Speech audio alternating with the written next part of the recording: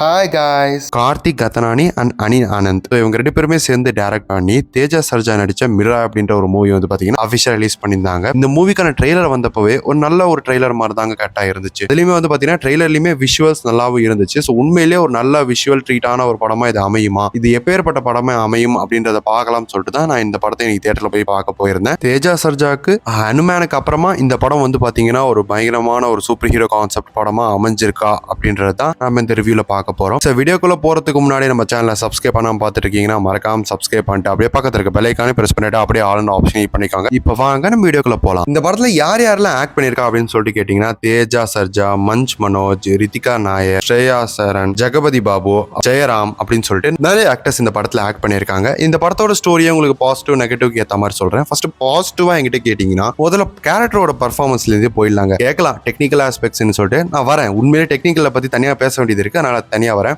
Character பர்ஃபார்மன்ஸ்ல வந்து பாத்தீங்கன்னா Teja Sharjah, so அவர் தான் வந்து பாத்தீங்கன்னா இந்த படத்தோட ஹீரோ கேரக்டர்ல வந்து பாத்தீங்கன்னா செம்ம அக்யூரேட்டா இருக்காரு நான் கண்டிப்பா சொல்லுவேன். அவருக்கு ஏத்த ரோல் மாதிரியே வந்து பாத்தீங்கன்னா இந்த ரோல் இருக்குங்க. பிகாஸ் அவரோட ஏஜ் பர்சன்ஸ் மட்டும் தான் இந்த அளவுக்கு ஃபைட் பண்ணி இந்த மாதிரி விஷயங்கள்லாம் செய்ய முடியும் அப்படின்றத நமக்கு சூப்பராகவே ஜஸ்டிஃபை பண்ணி காமிச்சது நல்லா இருந்துச்சுங்க. ஸோ அவரோட கேரக்டரோட ஆரம்பத்துல வந்து பாத்தீங்கன்னா அவர் வந்து ரொம்ப ஃபன்னான ஒரு பர்சனா இருக்காரு. அதுக்கப்புறம் தான் யாருன்றதை ரியலைஸ் பண்ணதுக்கு அப்புறமா அவர் ஒரு வெப்பனை தேடி போகக்கூடிய ஜெர்னியை ஆரம்பிக்கிறார். அது என்ன வெப்பன்ன்றதை நமக்கு இந்த படத்தோட டைட்டில் மூலியமா தெரிஞ்சிருக்கும், மிராய் அப்படின்ற அந்த வெப்பன். சோ அது மூலியமா எப்படி வந்து அவர் சிச்சுவேஷன்லாம் ஃபேஸ் பண்றாரு அண்ட் அதுக்கு அப்புறமா ஃபைனலா வில்லனை வந்து அவர் எப்படி டிஃபீட் பண்ணாரு அப்படின்ற அவர் காமிச்ச விதம் எல்லாமே வந்து நல்லா இருந்துச்சு. அவர்கிட்ட இருக்கக்கூடிய அந்த எமோஷனல் சீக்வன்ஸா இருக்கட்டும், அதே மாதிரி வந்து பாத்தீங்கன்னா அவர் ஒரு வாட்டியுமே வந்து அந்த வெப்பனை பத்தி அவர் தெரிஞ்சிக்கக்கூடிய டைமா இருக்கட்டும், அண்ட் முக்கியமா அவரோட அந்த சீக்வன்ஸ்னா அவருக்கும் கருடனுக்கு கூடிய அந்த ஒரு ஃபைட் சீக்வன்ஸ் வந்து பாத்தீங்கன்னா பயங்கரமா அவங்க காமிச்சிருப்பாங்க. அது விஷுவலாவுமே பயங்கரமா இருக்கும். பட் இருந்தாலுமே அது சிஜி ஒர்க் தான் பார்க்கும்போது தெரியும். பட் இருந்தாலுமே அந்த சீக்வன்ஸ்ல அவரை பயங்கரமா நம்ம காமிச்சிருப்பாங்க. இவரை தாண்டி நம்ம கண்டிப்பா மஞ்ச் மனோஜுக்கு ஒன் ஆஃப் த பெஸ்ட் மூவியா நம்ம இதை சொல்லலாம். பிகாஸ் வந்து பாத்தீங்கன்னா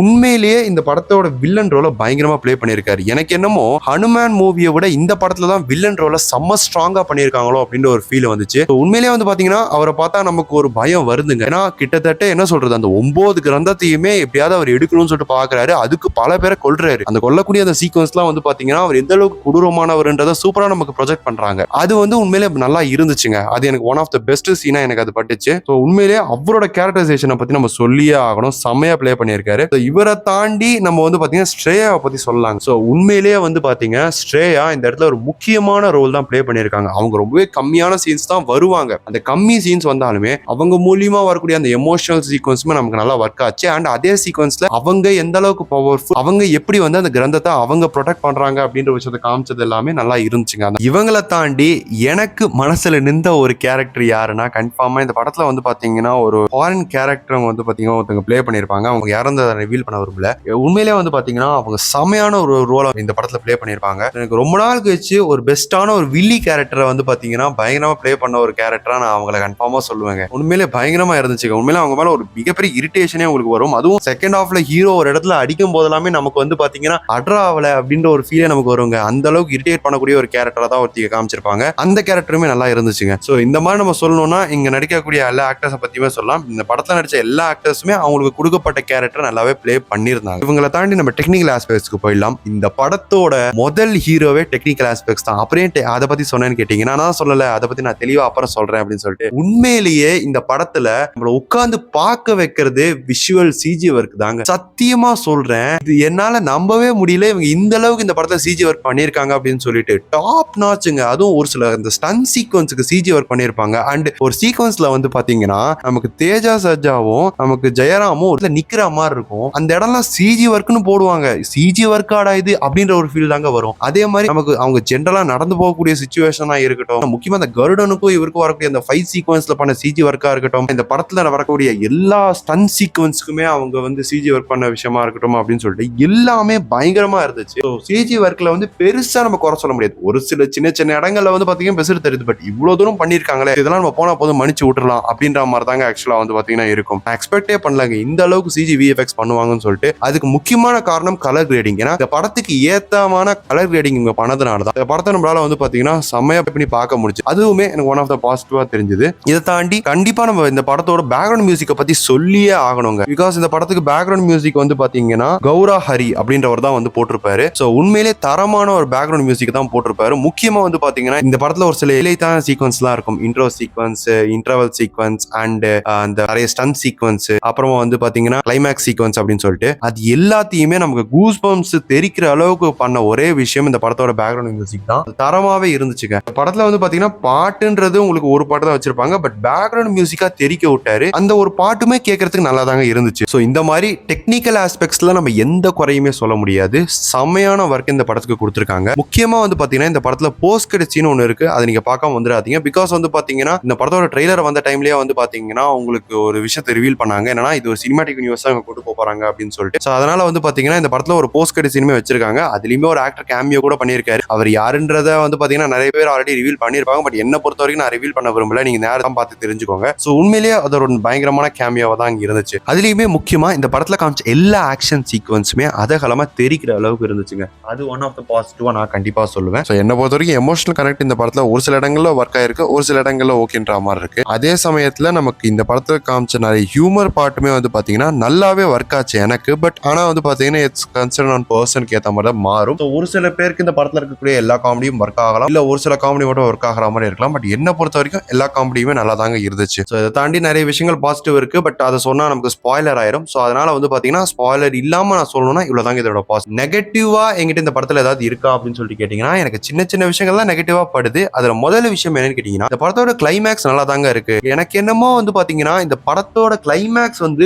இம்பாக்ட் பயங்கரமா கொடுத்தாலுமே எனக்கு அதுல ஒரே ஒரு சின்ன நெகட்டிவ் என்ன பட்டுச்சு அப்படின்னா, வில்லனை வந்து நீங்க அவ்வளோ பவர்ஃபுல்லா காமிச்சிருக்கீங்க. ஓகே, அதுக்கு முன்னாடியும் பவர்ஃபுல்லா ஃபைட் பண்ணிருக்காங்க. பட் இருந்தாலுமே அந்த ஃபைட் ஒருவேளை பத்தலையோ. பிகாஸ் வந்து பாத்தீங்கன்னா அந்த இடத்துல தான் வந்து சின்ன ஸ்பாய்லரா இருக்கலாம். ஏன்னா 9வது கிரந்தத்தோட பவரை வந்து அப்பதான் உள் வாங்கியிருப்பான். ஒட்டுமொத்த கிரந்தத்தோட பவரையுமே அவனுக்குள்ள வந்திருக்கும். ஸோ அப்போ ரொம்ப பவர்ஃபுல்லா மாறி இருப்பான் வில்லன். அப்படி இருக்கிறப்ப ஹீரோ அந்த இடத்துல அப்பதான் தான் கையில இருக்கக்கூடிய அந்த மிராய் ஆயுதத்தோட ஒரிஜினல் ஐடென்டிட்டி என்னன்றதை தெரிஞ்சுப்பாரு. அதை வச்சு அவர் அட்டாக் பண்ணும்போது ஒரே அட்டாக்லயே வில்லன் வந்து அந்த இடத்துல இறந்து போயிடுறான் அப்படின்ற மாதிரி அவங்க வச்சிருப்பாங்க. அது ஒரு மிகப்பெரிய பிளாஸ்ட் ஆகும். அப்ப ஆக்சுவலா அந்த ஒரு சீக்வன்ஸ் என்ன நடக்கும்னா ஒரு சின்ன கர்ஸ் மாதிரி போட்ட மாதிரி காமிப்பாங்க. அந்த கர்ஸ்னால வந்து பாத்தீங்கன்னா அங்க மக்கள் எல்லாருமே பாதிப்பு அடைவாங்க. அதுல இருந்து அவங்க காப்பாற்றப்பட்டாங்க அப்படின்ற மாதிரி காமிச்சிருப்பாங்க. அது சீக்வன்ஸா நமக்கு பாக்குறதுக்கும் சரி, விஷுவலா பாக்குறதுக்கு பயங்கரமா தான் இருந்துச்சு. பட் அது என்ன ஆயிடுச்சுன்னா வில்லன் அப்பதான் பவரை உள்ள இன்டேக் பண்ணியிருக்கான். அந்த டைம்ல வந்து நீ ரொம்பவே பவர்ஃபுல்லான ஆயுதத்தை வச்சுதான் அடிக்கிற. பட் இருந்தாலும் கொஞ்சம் அந்த இடத்துல அவன் கதி கலங்கி நிக்கிறான். அந்த ஒரு டைம்ல திருப்பி அந்த ஆயுதத்தை வச்சு நீ அவன்கிட்ட ஃபைட் பண்ற.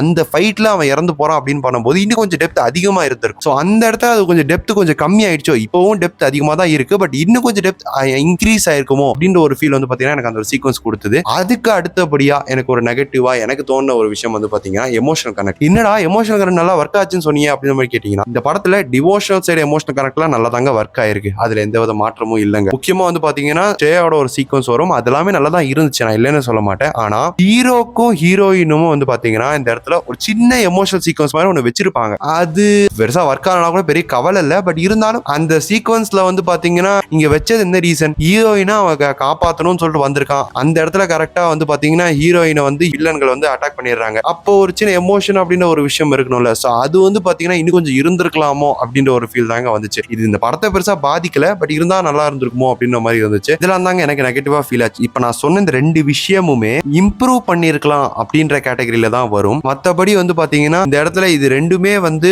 ரொம்ப மோசமா இருக்கு அப்படின்ற மாதிரி நான் சொல்ல விரும்பல. உண்மையிலே தரமான ஒரு படமா தான் இதை கொடுத்திருக்காங்க. சோ இந்த மாதிரி சின்ன சின்ன குறைகள்லாம் நீங்க இதுக்காக மன்னிச்சு விட்டுடலாம். என்ன பொறுத்த வரைக்கும் அவுட் ஆஃப் 5க்கு நான் கண்டிப்பா 4.5 நான் கண்டிப்பா தருவேன். எனக்கு ஒன் ஆஃப் த பெஸ்ட் மூவியா தான் இது பட்டுச்சு. நீங்க கண்டிப்பா தியேட்டர்ல மிஸ் பண்ண கூடாத ஒரு மூவி. முக்கியமா விஷுவல்ஸ்க்காகவே இந்த படத்தை தியேட்டர் எக்ஸ்பீரியன்ஸ் நீங்க பண்ணியே ஆகணும். அப்பேற்பட்ட பெஸ்டான ஒரு மூவியா தான் இதை கொடுத்திருக்காரு. அதுவுமே அந்த டிவோஷனல் அண்ட் வந்து பாத்தீங்கன்னா ஒரு சூப்பர் ஹீரோ கான்செப்ட் இது ரெண்டுத்தையுமே பிளெண்ட் பண்ண ஒரு விஷயத்துல கண்டிப்பா இந்த ஹீரோக்கு அது சூட் ஆகுதுன்ற விஷயத்த இந்த படத்துலயுமே வந்து பாத்தீங்கன்னா நமக்கு ப்ரூவ் பண்ணிருப்பாங்க. அதுவுமே நல்லா இருந்துச்சு. நீங்க தாராளமா இந்த படத்தை வந்து பாத்தீங்கன்னா உங்களோட ஓன் லாங்குவேஜ்ல போய் கூட பார்க்கலாம். பிகாஸ் இவங்க மல்டி லாங்குவேஜ்ல தான் ரிலீஸ் பண்ணிருக்காங்க. நான் என்ன பொறுத்த வரைக்கும் நான் எப்பவுமே படத்தையுமே வந்து பாத்தீங்கன்னா ஒரிஜினல் லாங்குவேஜ்ல தான் பார்ப்பேன். சோ அதனால நான் தெலுங்குல தான் போய் பார்த்தேன். சோ அதனால எனக்கு தமிழ் டப்பிங் எப்படி இருக்குன்றது தெரியல. சோ போனவங்க கமெண்ட் செக்ஷன்ல கமெண்ட் பண்ணுங்க. சோ இந்த வீடியோ உங்களுக்கு பிடிச்சிருந்தா லைக் பண்ணுங்க, ஷேர் பண்ணுங்க, மறக்காம சேனலை சப்ஸ்கிரைப் பண்ணிட்டு அப்படியே பக்கத்துல இருக்க பெல் ஐகானை பிரஸ் பண்ணிட்டு அப்படியே ஆல் இன் ஆப்ஷன் பண்ணிக்கோங்க. அப்பதான் நான் போற வீடியோஸ் உங்களால ரெகுலரா பார்க்க முடியும். உங்களை நான் இன்னொரு சூப்பரான வீடியோல மீட் பண்றேன். Until then, bye from Pranav Prime Time.